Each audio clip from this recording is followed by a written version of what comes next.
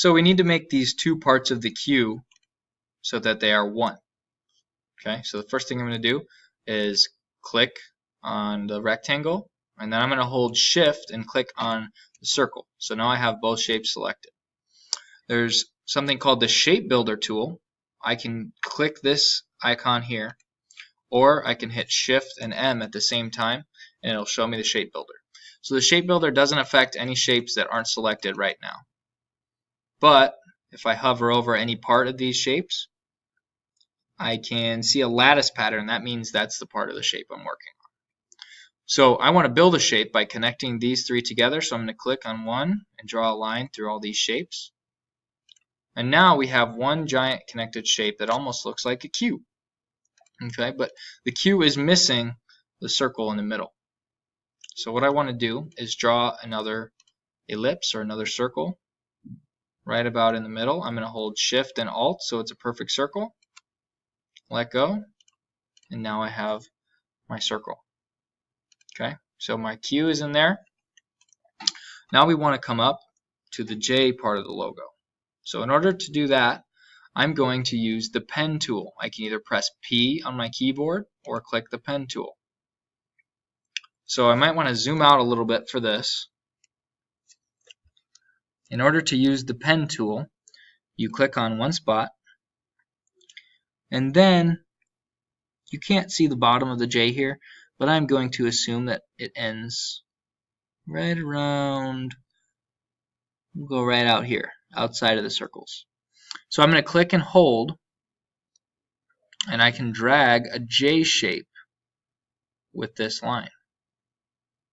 So I'm going to stick with right about there, but now I can't see the rest of the J.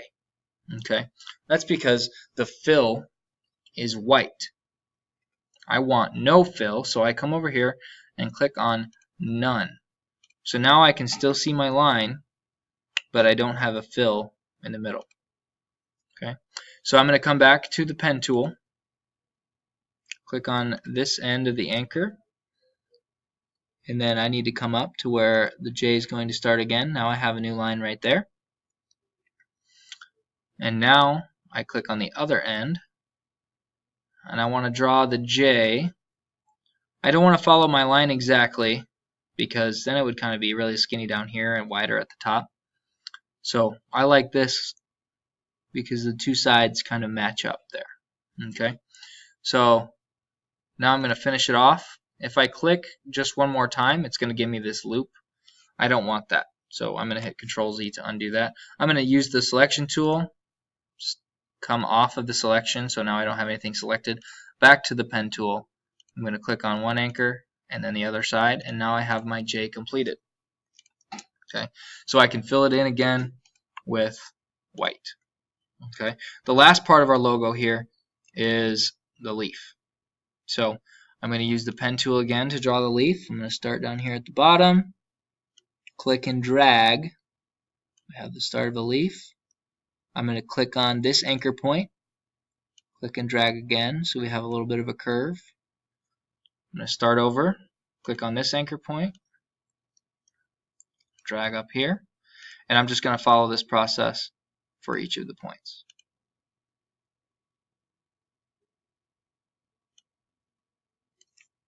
Oops. Come up top, and there we have it. So now we have the parts of our logo. We have the leaf, we have the J, we have the Q, and all these grapes. So we need to start.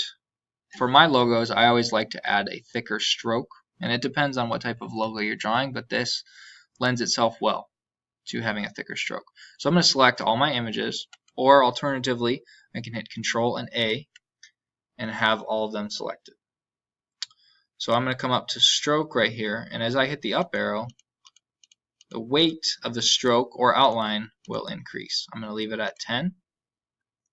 And now we have a nicer looking logo. Okay, so the next thing we need to do is add color. So I want to change all these grapes to be the same color. I'm going to click each one of them while holding the Shift key, and now all my grapes are selected. And I can come over, pick a purple that I like, and now all my grapes are purple. I can do the same thing with this shape. The J, we'll do a stem of a grape vine. We'll make it brown. Down here at the end, we want this Q to be purple as well. And then leaves are green, so I'm going to pick a green color. I'm going to move this down just a little bit. So now we have what looks like a grapevine with the letters J and Q.